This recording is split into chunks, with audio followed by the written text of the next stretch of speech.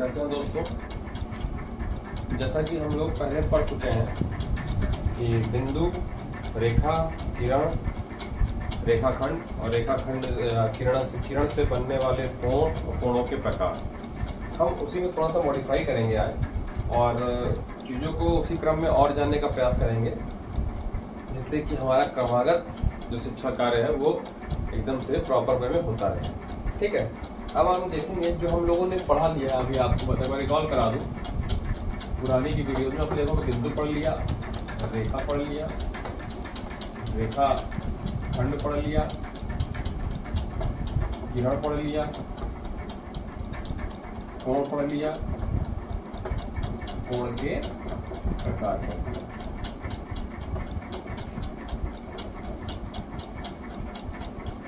ये हमने बिंदु, रेखा, रेखाखंड, किरण, कोण और कोण के प्रकार पढ़ लिया। अब हमें क्या करना है, जैसे कोण के प्रकार में आपको बता दिए थे कि शून्य कोण, समकोण, द्विगुण कोण, अधिक कोण, सरल कोण, ये सारी चीजें होती हैं। ठीक है, इसके पहले की वीडियो में आपको मिल जाएगा।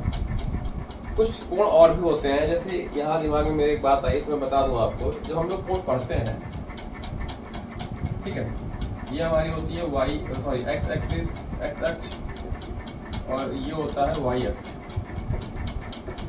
90 से कोण तो सीधा सीधा वाई अक्ष पे बनता है। बताए थे यल के आकार का होता है, इसके आकार का, यल के आकार के कोण को 90 का कोण या संपूर्ण बोलते हैं। तो जब हमारे कोण की दिशा इधर से लेकर के इधर की तरफ नापेंगे, मतलब 0, 30, 60, 70, 90 ऐसे करके जब इधर पढ़ेंगे, ऐसे पढ़ेंगे, ठीक है, कौन सी है ये आप बताइए, ये क्लॉकवाइज है या एंटी क्लॉकवाइज, घड़ी की दिशा में है या घड़ी के विपरीत दिशा में है। घड़ी हमारी ऐसे चलती है, ये घड़ी के विपरीत दिशा में है, मतलब एंटी क्लॉकवाइज।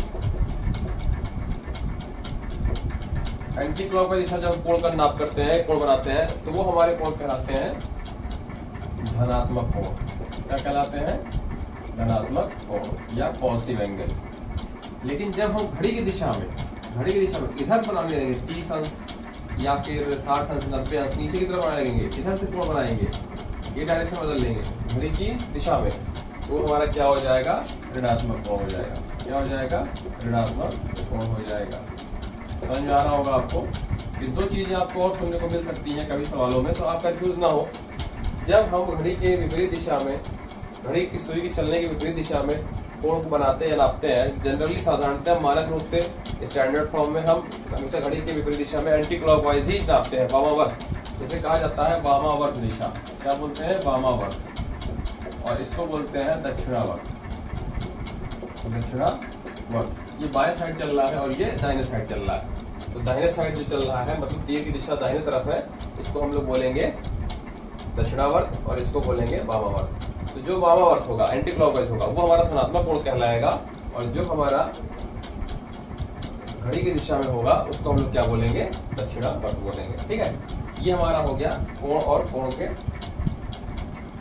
कुछ धनात्मक या ऋणात्मक कोण पूछ लेता है आपसे, तो आप उसके लिए कभी कंफ्यूज ना हो, परीक्षा में घबराए नहीं। ये सब शब्दों से परिचित बना के रखिए, कुछ है नहीं इसमें।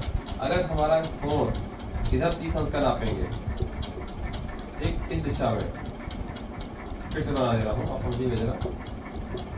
ये कोण 30 अंश का है और इस दिशा में नाप रहे हैं 30 अंश। ये हमारा क्या हो गया? धनात्मक कोण। क्या कहलाएगा? धनात्मक कोण। और यही कोण अगर हम नीचे बना के 30 दिशा में नापे, तो ये हो जाएगा हमारा ऋणात्मक कोण। क्या हो जाएगा? ऋणात्मक कोण।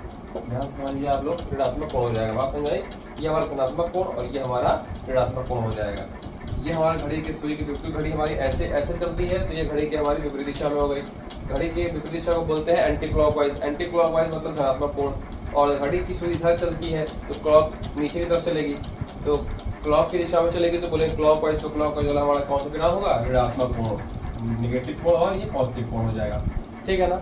आइए देखते हैं कोण का नामकरण। क्या देखते हैं? कोण का नामकरण।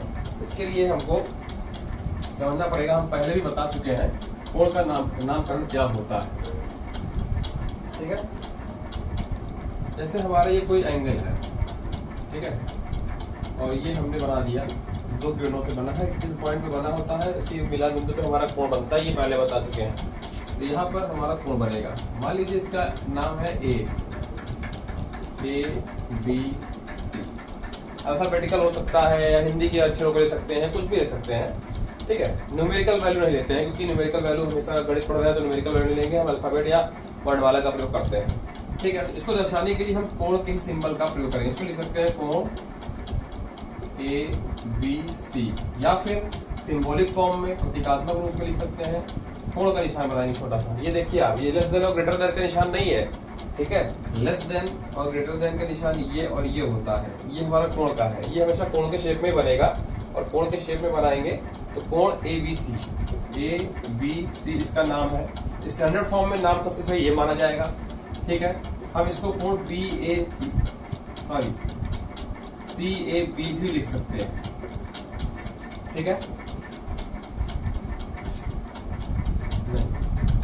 सी बी ए भी लिख सकते हैं, ये सही है, ठीक है। ये देखिए कोण ए बी सी, कोण का सिंबल बना दिए ए बी सी और सी बी है। आप देखें एक बार हम इधर से चले पढ़ते हुए इधर खत्म किए और एक बार हम इधर से पढ़ते हुए चले इधर खत्म किए, तो दोनों तरीका हमारा सही है। या तो इधर से पढ़ते हुए शुरू करें इधर लिखें, या इधर से पढ़ते हुए चले इधर लिखें। अर्थात हम जब इस तरह से शुरू करेंगे तो ये अल्फाबेटिकल ऑर्डर हमारा थोड़ा सा यहाँ पर चेंज हो जाएगा।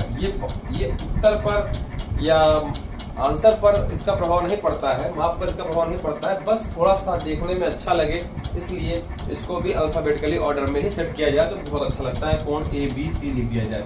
कोण सी बी ए भी 100% सही है। उत्तर अगर आप लिख दें कोई काटेगा नहीं, लेकिन हाँ ये थोड़ा सा पढ़ने में उल्टा लग रहा है। सी बी ए मतलब अल्फाबेट हमारे इधर उधर हो चुके हैं, ठीक है। या फिर हम इसको लिख सकते हैं शॉर्ट फॉर्म में कोण बी, एंगल बी, लेकिन इसको तब लिखा जाता है जब ये सेपरेट एक डायग्राम हो, सेपरेट एक डायग्राम हो। अगर मान लीजिए इसी में एक कोण ऐसे बना हो डी, अब बताइए अगर हम एंगल बी लिख देंगे, अब एंगल बी लिख देंगे तो क्या एंगल बी ये वाला है या ये वाला है या पूरा वाला है? अब बताइए इस बिंदु पर कितने कोण बन रहे हैं? एक तो इन दो किरणों के बीच बन रहा है ना, दूसरा इन दो किरणों के बीच बन रहा है, तीसरा इन दोनों किरणों के बीच बन रहा है। अब एक ही पॉइंट पर 3 कोण बन रहे हैं और अगर हम शॉर्ट फॉर्म में लिख दिए कोण बी तो भाई किस कोण की बात कर रहे हैं? माथा हमारा घूम जाएगा। तो हमें करना क्या होगा, इसीलिए हम इस फॉर्म को अपनाते हैं, स्टैंडर्ड फॉर्म को, ठीक है। सबसे स्टैंडर्ड फॉर्म है। आपको क्या करना है, जिस बिंदु पर कोण बन रहा है वो देखिए आपका यहाँ पर भी बीच में है और यहाँ पर भी बीच में है, कोण का नामकरण, ठीक है। और ये हमेशा बीच में रहेगा जहां बनता है जिस भी पॉइंट पर। अगर यहाँ सी लिखा होता तो सी बीच में होता, ई लिखा होता तो ई बीच में होता, जो भी लेटर यहाँ पे लिखा होता वो हमेशा बीच में रहता। आइए देखते हैं तो इसको हम लिखेंगे कैसे। पहले हम इस एंगल की बात कर लें जो ये हमारे बन रहा है A B C, alphabetically angle A B C, ठीक। ये हमारा 1 ले लिया, सॉरी यहाँ लिखिए इसको 1, इसको 2 और पूरे वाले को 3। ए बी सी हमारा 1 हो गया। अब 2 देखते हैं इन दोनों के बीच जो बन रहा है, ठीक है। तो A B D, angle A B D आपको समझ में आएगा। दूसरा जो कोण बना है यहाँ शुरू किए ए बी और D, A B D, D को बीच में ही लेना है ना। अब आपको समझ में आएगा, तीसरा लिखते हैं। अब इसके अब ए हट गया, अब इन दोनों किरणों के बीच कोण बन रहा है तो क्या हो जाएगा इसमें देखिए, अब भाई बी बीच में आता है तो हम सी बी डी करेंगे। तीसरा एंगल, 3 एंगल यहाँ पे बने, कोण ए बी सी, कोण ए बी सी, ये वाला एंगल। इसको अल्फाबेटिकली ऑर्डर में लिखने में ज्यादा अच्छा लगता है। हम सी बी ए भी पढ़ सकते हैं, इसको डी बी ए भी पढ़ सकते हैं, इसको C B D B C पढ़ सकते हैं, कोई दिक्कत नहीं है।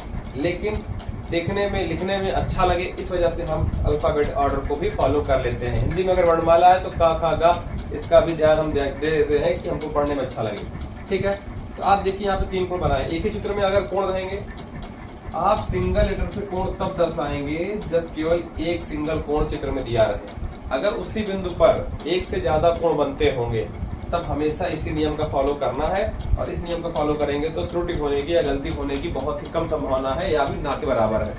कुछ नहीं करना है, जिस 2 किरणों के बीच में कोण बन रहा है वो किस पॉइंट पर मिले हुए हैं वो पॉइंट बीच में होना चाहिए, इसका बात ध्यान रखिए। और बाकी दोनों टर्मिनल आगे पीछे होने चाहिए। बी पर बन रहा है ए से चले, ए से चलते हुए बी पे आए, बी से सी पे, तो ए बी सी लिख दिया गया, ये कोण ए बन गया।